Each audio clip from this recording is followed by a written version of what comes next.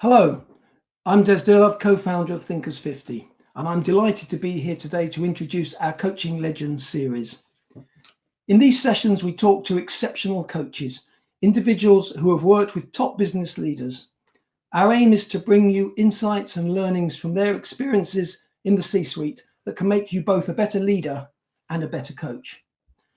This is a collaboration between Thinkers50, 100 coaches, and Better Up. And I'll be introducing our special guests in just a minute. But for those of you who don't know Thinkers50 so well, our mission is to be the world's most reliable resource for identifying, ranking, and sharing the leading management ideas of our age. Ideas that we believe can make a positive difference in the world. Now, that mission dates all the way back to 2001, when we published the first ever global ranking of management and business thinkers. And we've published a new ranking every 2 years ever since. In 2011, we introduced our Distinguished Achievement Awards and Gala, which the Financial Times calls the Oscars of management thinking. Shortly after that, the Thinkers50 Radar and Hall of Fame were introduced. In 2023, with our friends at 100 Coaches and Better Up, we added our Coaching Legends list, which recognizes and honors the lasting influence and contribution of exceptional coaches. So what's the red thread, as it were, that connects all our work at Thinkers50? Well, Thinkers50 connects the most practical thinkers with the most thoughtful practitioners. Our mantra is thinkers plus doers equals impact. And that's what this series is all about. Coaches play a vital part in developing leaders. They are the connecting tissue between the world of ideas and practice. As well as being originators of ideas, coaches are the honeybees of best practice, cross-pollinating the leadership world with the very best ideas wherever they come from. So let me introduce our special guest. I'm delighted to say that joining us today is Erik de Haan. Erik has over 25 years of experience in organizational and personal development and has 16 books to his name, including most recently Relational Team Coaching, The Gift of Coaching, and What Works in Executive Coaching. He brings to his work a sensitivity to what moves and motivates people and a strong analytical ability. He aims to support people in their search for what is right and just for themselves and for others in their organization. Erik is the director of the Hult Ashridge Centre for Coaching, having joined Ashridge, which is part of Hult International Business School, in 2002 to further diversify and internationalize his external consultancy practice. He is also Professor of Organization Development at VU University. His consulting approach is informed by his counseling and group dynamics training. He specializes in working with the organizational unconscious and in surfacing hidden levels of the company or group culture. In 2024, Erik was inducted into the Coaching Legends. Erik, welcome. And asking the questions today, we are delighted to welcome another legend of the coaching world, Marshall Goldsmith. Marshall's New York Times and Wall Street Journal bestsellers include What Got You Here Won't Get You There and Triggers. And after more than a decade in the Thinkers50 ranking, in 2017, he was inducted into the Thinkers50 Hall of Fame. Marshall, welcome to you, and over to you to handle the questions. Thank you so much. I'm so happy to be here talking to Erik. Erik, a legendary guy in our field. Very, very, very happy to be talking to you, and a well-deserving person to be a coaching legend. Now, tell us a little bit about your journey through life. I mean, you've had a fascinating life. You've done tons of books. You've got an interesting background. Tell us about your story of life. Oh, story of my life. Oh, wow. Well, I guess as a young boy, I was in your state. I lived in Palo Alto for a year. So my life was international from the beginning. My father was a math professor. So professorship is like normal surroundings for me, but math was too abstract. I saw that immediately because he didn't have that much contact with the real world, Right. including his own family. So that was an important influence. And what else do you want to know? What got you into the field of coaching? Yes. How come I entered coaching. It's Mhm. yeah, it started out with maths, and then I studied physics. I stayed in theoretical physics and particle physics for 11 years, so it wasn't next door. It wasn't obvious. But I think it goes all the way back to me wanting to help my mother. And so my father was influential, but my mother, as with most people, even more. And she suffered from some mental illness, Mm. for example, bipolar feelings. And I think as a small kid, I wanted to make a difference. I wanted to be with her and take the edges of that sort of experience. And I tried ever since with now, and now I get paid for it. That's wonderful. That's wonderful. Now, one of the areas where you are kind of world expert is the area. And by the way, my background is I have an undergrad degree in math. Ah, that's So interesting to know. we have more in common than I realized. Yeah, I have an undergrad degree in math, and like you, it's kind of like I took 9 courses of math past calculus. Once you get beyond a certain point, it becomes incredibly abstract, and you wonder, Correct. what am I doing? What does it matter? Right? It seems very, very interesting. So yeah, so we have more of similar background than I realized. Now you're a world's expert at listening. All right. I'd love to talk to you hope. about this because it's in my work, I see this all the time as a challenge. All right. It's a great skill. Why is it so hard to do? How you say I'm a world expert? I know that I'm still a very poor listener. Oh, So yeah. I didn't say I was a good listener either. okay, good. Then we share even more in this conversation. Yeah. So I just someone who realizes how much more there is to listen to or to find out that we can't actually pick up because we have to deal a lot with gestures and words, which are only translations of or manifestations of what might be going on inside that Right. we don't know about, and even the person speaking doesn't know in large part what's going on inside them. And then we use what's inside us to make contact with that. So I'm a great fan of listening with the whole body, but it's damn hard. It's really very hard. I heard some new research on people who can listen to their gut. There's a kind of a challenge that you could do. You can try to tap with your heart without measuring your heartbeat. So just picking up your heartbeat from inside your body. And Right. apparently it makes people better strategists if they can listen to their own bodies, Right. which I found fascinating research that came out this week. So there's so much more to discover on listening, in my view. Well, if you look at listening, I mean, to me, the words people say are like, we'll say here. Yes. But underneath the word, there's a lot, and especially in the corporate world. In the corporate world, really, whatever is said on the surface is vaguely sometimes connected to what's really going on. Yeah. So what I try to teach people to do is just try to have a vague idea of what's really going on here. Mm-hmm. And it's not easy. It's not easy. For example, let me give you an extreme example. I work for Saudi Aramco. And I said, as a Westerner, I've been to Saudi Arabia many times. I said, as a Westerner, though, I'll probably never really understand what's going on here because you have the government hierarchy, you have the business hierarchy, you have the religious hierarchy, the tribal hierarchy, and the family hierarchy. It's all going on at the same time. You have 5 different shows going on. Mm-hmm. And I said, to be honest, I have trouble actually understand what's really going on here. The guy said something very profound that as the executive I was talking, he said, you think I understand what's going on here? And he said, Yes. it changes every day. So Yes. in the corporate world, I love your thoughts on this. Nobody talks about individual self-interest. The major pretense of all corporation is I have no self-interest at all. Mm-hmm. I'm only here to do what's good for the corporation, right? Yeah. But people are humans. They obviously do have self-interest. They just pretend not to. Now, ironically, I coached one guy from Goldman Sachs, and he said Goldman Sachs is one of the most honest people he's ever worked with in one way. they actually say, what's in it for me? They'll just say, what's in it for me here? Yes. Almost no corporation people say, what's in it for me? Mhm.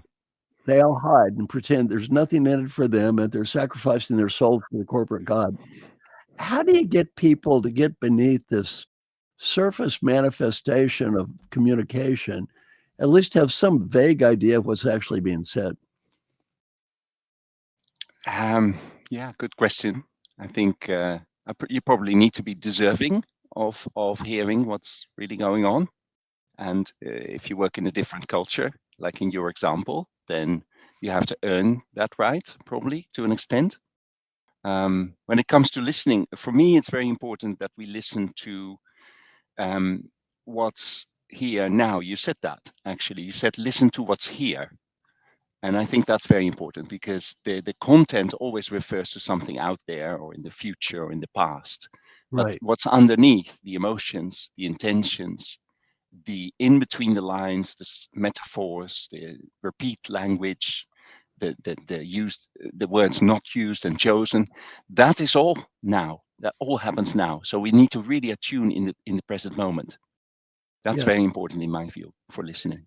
It's very interesting. I was in something called encounter groups, 8 hours a day, 2 days a week for 6 months. And then 3 years after that, when I was a student, they don't do that stuff anymore. But so I spent hours, why are you saying this? What's going on here? All that stuff, hours of Yes. training in that, which is incredibly valuable. They don't teach it anymore, but I learned more from that than I learned all the classes I took. Well, the thing is, Don't you have SLN in California anymore? yeah, no, it's somewhat similar to that. Yeah, same idea Yeah. as that, right? Yeah. And yeah, it was very interesting because I learned a lot about life, and I learned that there is this massive gap between the pretense of what's going on and the reality of what's going on. Mhm. And I try to help people, at least as I said, understand a little deeper what's actually going on. I like the way you said it. I never thought of it this way. Is the present. So let me give you my interpretation of what you said. There's at any second in time, there's a millions of things anyone could say, millions of things. Mhm. Why did you say that particular comment at this second? Why? And it seldom has it. It That seldom gets has you it. into. Yeah, that's what I use a lot as an executive coach as well. That gets you into what somebody perhaps needs in that very moment or wants, or what the ultimate kind of aim might be of this conversation. So I agree with you. That's that why question uh, directed at the here and now is very important for me as well. Gets you into the intentions of another person, which is often more important than the content of what they have to say. And they will repeat many times the content, but the intentions they will only put in corners of, it lurks in the background somewhat what they really want to say. You were saying that a lot of people don't communicate their self-interest, but I think if you learn to read between the lines in a conversation, then you get access to that. Yeah. Yeah. I like that word intention. Why? What is your intention? What is your deeper intention of saying this comment Yes. right now? Yes. What do you therefore want from me? Because you want me to hear that comment. Yeah, Yeah. that's a question I often ask myself.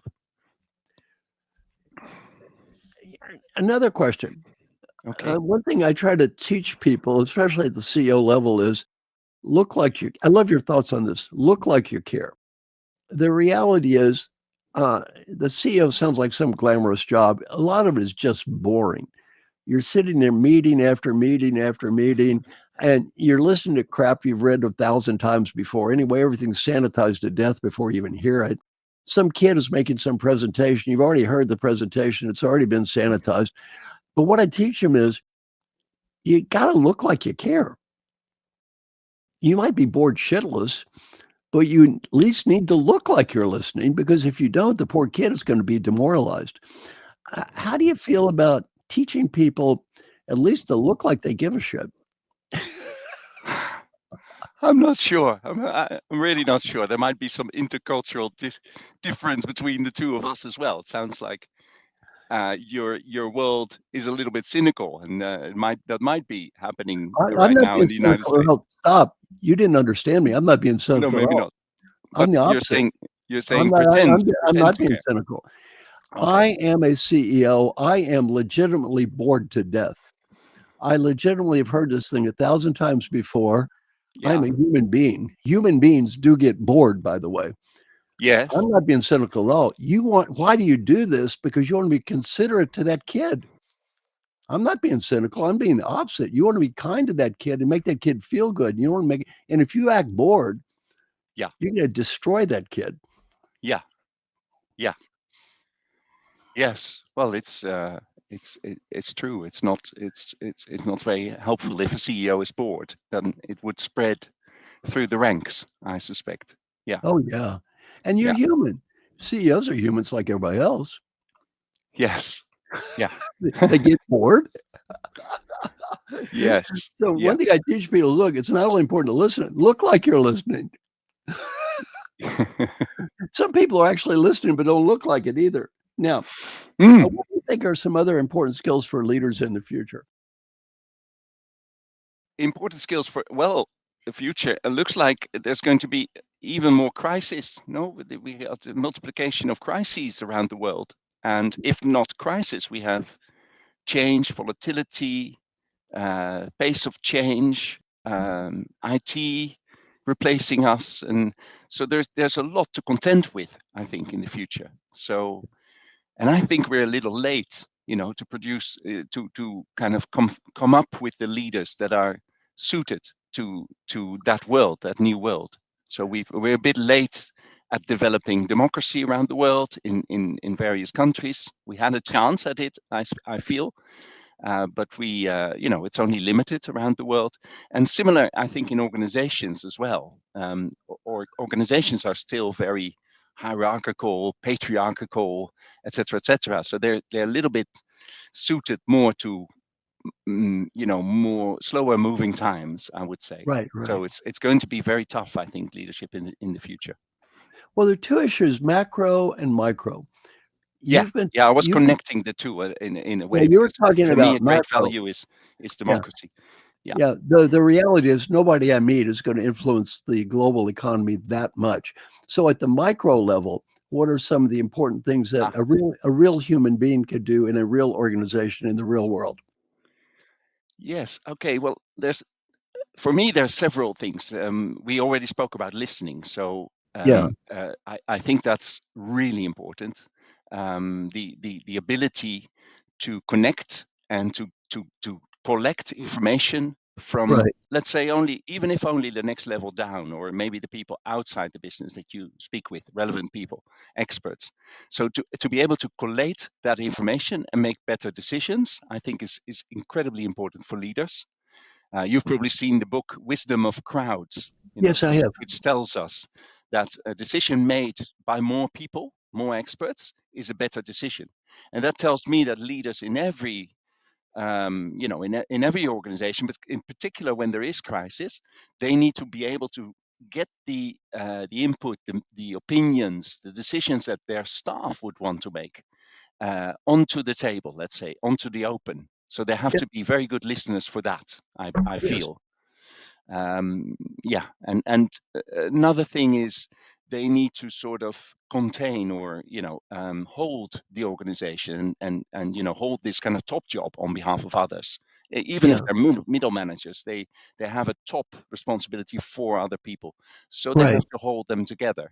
I think Yeah. that's very important as well, and I think for that it's important to have some self-knowledge, some regulation of your kind of more shadowy sides, like what you said, boredom, Right. cynicism, all sorts of toxicity that might come out because you're in power, that you can regulate that. That's very important for me as well. Right. Self-care, maybe, if you want to put it that way. Yeah, that's very, very important. If I look at the greatest leaders that I've ever met, Yeah, they're very I'm good interested. at creating an environment where they. One of the great leaders is my friend Alan Mulally, who was the CEO of the Year in the United States, and he someone would ask him a question, his comment was always the first, is there anybody else can answer this better than me? Ah, wonderful. Yes. And if Wonderful. I so, like that. I shouldn't talk. So why don't we get some people in here who know what's going on? Yes. And Fantastic. I love your idea. One thing that I'm working on now is a new idea for a advisory business where coaching has basically been a hammer looking for a nail. Uh-huh. Basically, this is what I do, therefore that must be what you need. As opposed to, most coaches say, I have a solution, not what is your problem. And the idea, I work for the Mayo Clinic. The Mayo Clinic does exactly what you have said. It's an amazing organization. You come in, they have a team of doctors. They actually analyze what you need, and a team works together to try to provide to help you. Ah, yes. Now, that sounds childishly obvious. Yes. Virtually no hospital does it. They have literally 1,000 hospitals have sent people to the Mayo Clinic to copy their model. Zero success. Pretty much no success. Ego, too much ego. See, what you're talking about requires really dropping a lot of your ego. Yes. Yes. Give Correct. Yeah. people. And I'm not the first, of course. I mean, people like Jim Collins. It's very easy to rattle off, the characteristics of great leaders, and we've done that for decades. Right. I do feel that something else as well. I mean, I mentioned two things around the listening and around the self-care, but I also feel that many leaders need to know what leadership is. And I think it's not very well known. It's very difficult to define. Coaching is very easy to define. Your task is just to be of service to another person by means of conversations. Leadership is much harder to know what it is, and I think a lot of mistakes are being made there because leadership is already there. If I look outside the window and I see a couple of some birds foraging for food, they know who the leader is. They know who goes first and who goes second and then third, and they haven't got a language. They have tiny little brains. Leadership is everywhere in nature, and I think that's why we often misunderstand what it is. And another thing that I often say when I work with leaders, with groups of leaders, is let's try to understand what leadership means, and then come up with an agenda or a vision or what leaders do. So that's also very important to me. I see. Well, what does leadership mean to you? Yeah, I knew you were going to ask that. It took me 5 years to understand because there's so many different definitions around, and some of them are a little bit empty, nihilistic. But for me, my favorite definition is around making the next level perform in your organization. So making sure that you get the best out of the team or the board or the next level down. Okay. And that might mean that you don't need to lead if they are all independent, mature professionals. They might not need much input from you. That translates very differently in different situations. Right. But it's not always what leaders do. Yeah. So basically, it's situational leadership. Everybody needs different things. Yes, exactly. It's rather than influencing, or driving things through or changing things. It's for me. It just means bringing the best out of the next layer. Now, I like this next question because I can relate to this next question. Okay. How can leaders continue to listen and enrich themselves throughout their careers? And what happens as we get older? And by the way, I'm very proud of something on my LinkedIn. I did a post. I Yeah. was ranked as one of the top 10 LinkedIn creators in my field, and Wow. I'm 76. I did calculate I am 28 years older than the average of the other 9. So I said, you can't teach an old dog new tricks. Now back to this question. As we get older, all right, Yes. what are the changes that happen over time? And how can we continue to learn and grow as we get older? Oh, that's such a good question. I'm not an expert. I'm not a doctor. I wouldn't be able to answer that really well. But I do often challenge people and say, you were your best learner when you were a baby. It's unbelievable what very tiny babies, toddlers, small children, how much they Right. learn in every day. So Right. we have to be, as we grow older, we have to be a little bit, self-critical, I think, in terms of what we can take in and what we're really learning. Right. So yeah, so I think we do. It does become more difficult, even though, of course, our prestige and our status as senior coaches and leaders only goes in the right direction for us. And There is a bit of a discrepancy between what we're really learning and what we appear to be. who knows, all those young coaches out there, someday, if they do really well, they may become a coaching legend like you and me. Yes, yes. Well, I hope they push us aside fairly soon. Now, what is the most difficult coaching challenge you've ever had? The most difficult challenge in a coaching conversation, you mean? Yes. Uh, well, I've had several times. I'm from Holland, so I can be very blunt and direct. And Yeah. I saw it even between us, when I said the word cynical, and I related that to the US versus the European cultures. I Right. I Right. think I unnerved you a little bit. So I do that a lot in my sessions. Even though it's only a hypothesis, it's nothing that I know anything about. But I've Right. had Right. several times that people got up in the middle of a session and shouted at me, and then went out of the door, slammed the door, and things like that. But I'm very proud that in every case that I can remember, at least, they all came back or they stayed in the room. Yeah. Yeah. Yeah. So I'm proud of that. Sometimes that I can contain, fury. Yeah. So that actually usually has a happy ending for me. What I find harder is when I can not really access the emotion, and when I start struggling. Typical example, which doesn't happen very often, is if somebody comes into a session, tells me something, and then gets moved and cries. I have had that somebody in that session never stops crying, and Right. then they have to leave when we come to the end of the session, and I often feel like I haven't really accessed your sadness. Otherwise, you would have stopped. If you had conveyed, what you were trying to express with your tears fully to me, you would have stopped crying. But Hmm. so that's happened. Also for other emotions, by the way, that we just struggle to share the full emotion, and you get stuck there. I don't know if you recognize that, but that has happened to me. If you had to look at your career, what's your biggest mistake? My biggest mistake? Mhm. Well, study physics in the first place, I guess, because it was the 11 years detour. I can relate to that. I spent many years studying stuff that I can't remember at all. Yes, yes. I should have studied something like medicine, maybe psychoanalysis. I studied psychoanalysis, but I never became a psychoanalyst. So those are regrets that I have. Yeah, but you can't Now, do everything. what are you working on that's most exciting for you? Oh, well, today we're just closing a questionnaire. I always do some research on the side, randomized control trials, quantitative research, because that's what I was being trained on in Sure. physics.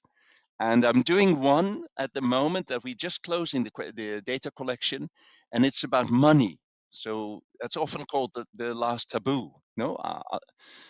After sex or mental health or power, that we now quite freely can talk about and open up. Money is something that lots of people, I think, again, there's a difference between Europe and the US probably, but lots of people keep a bit quiet about their money and would like to know what other coaches charge, for example, or what their cancellation terms are, and they don't dare to ask. So we decided to produce a whole questionnaire about charging, cancellation, what you would do for for a client who cannot pay, all these things. Right. And it's been an incredible success because we wanted only 100 or 200 responses to do the statistics, and we've got 800 or so, and Good. so we can do really good statistics on that. Yeah, that's Wonderful. exciting. Yeah. Yeah. I'll give you a little historical perspective on this. All right. Let me describe what you've been taught not to do. One, don't be overly ambitious. Two, don't strive. Three, don't talk about money. Four, don't express your emotions too much. Who told you that shit? You know where that came from? Old upper class royalty that used that to keep down poor people. That's exactly where that bullshit came from. You know why people Wow. don't talk about money?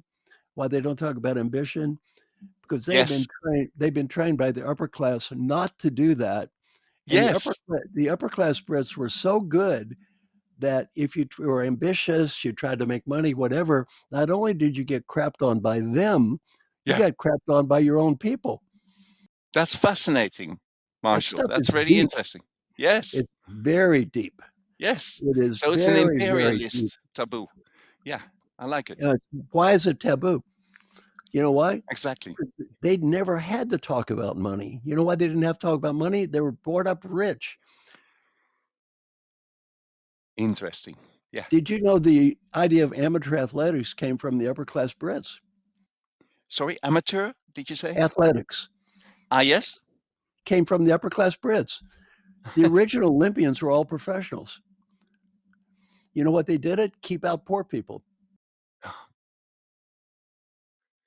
Yeah, That's so it. maybe the last liberation we have to kind of undertake is around money then, and start really sharing that. So we're going to share the results. We're going to show everyone what And what get over being differences there are. ashamed. Get over being ashamed to be ambitious.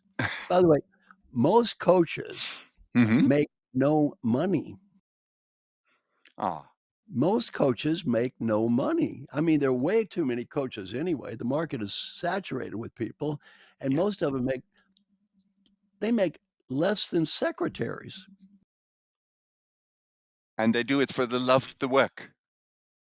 And they do it because they're terrible business people. And they're ashamed to try to make money. They're ashamed to be personally ambitious. They've got all those voices in their heads. And let me give you 3 things to help coaches. Ready? Okay. Should I I take my found pen this out? to be killer stuff. 3 questions. Question 1, Peter Drucker taught me this. If you became more powerful and influential, would the world be worse off or better off? Almost every coach says better off. 2, does trying to become more powerful and influential make you feel uncomfortable? Uncomfortable. Almost every coach says yes. Question 3, what's more important to you? Making the world a better place or being comfortable? That works. Yes. They get over that crap. Yeah, Hmm. what do you want to make the world better? You want to be comfortable. You want to be comfortable? Then quit bragging about it. Yeah, quit bragging about it. It's really good what you're doing, and it's totally needed in the field of coaching. Now, if you had to give some advice to the upcoming coaches in the world, the Yes. younger versions of us, the ones who are going to be on this show in Yeah. 10 years, what advice do you have for them? Well, again, they will be dealing with those crisis situations. I really believe that, not just macro, but also micro, much more crisis than we already have. So they need to be very good with leaders in crisis, and that means they will have to be very good at challenging them in the safety of of the confidential coaching space. You need to be able to challenge, even if you say it wrong. Maybe I should have said. Um, a different word like fearful instead of cynical. That's a possible alternative that I could have used. You know, but I think here is an interesting. I challenge people all the time. yes, I noticed that. Yeah, that's good because I you've challenge got the people all the practice, time. I guess. Yeah, I'm an adult. You're an adult, right? What the hell? What are you going to yeah. do? What the hell? Die? Yeah, and so You're I not think going we to need die more of here, them. right? I challenge people. I am like you. Most coaches are taught not to do that. Yeah. Most coaches are taught not to express an opinion. Most coaches are just taught to ask Socratic questions. Now, Yes, I'm not that way. but they are very challenging too. So when I spoke about the definition of leadership, I got that from Socrates. So there is a dialogue of Plato where he I- interrogates leaders only with questions, and the leader finds out that he cannot even define his own leadership. And he thought he was so good at it, and he thought he was teaching it to young people. And he Most he Yeah, was, very humiliated in only by questions. So we inter can in challenge by questions as well. an interesting point. You can challenge by questions, but most of those are not really questions. If they are like rhetorical questions. They're rhetorical questions. Yes. No, Most but coaches do yeah. not ask rhetorical questions even. No, no. It's more the kind of questions, what is leadership, and how do you pass it on? And then it's sometimes very hard to give a really good answer. And if And usually you see Socrates then takes, so he didn't ask a rhetorical question, but he does take the answer apart and say that right. definition is not valid. Now, I don't know you, but you do more than ask rhetorical questions. I do, yes. I try to avoid those. Yeah, yeah, yeah. And so, you see, I think one thing that the young coaches can learn from you and me is if you know something and you have an opinion, don't be afraid to express it. Yes, yeah.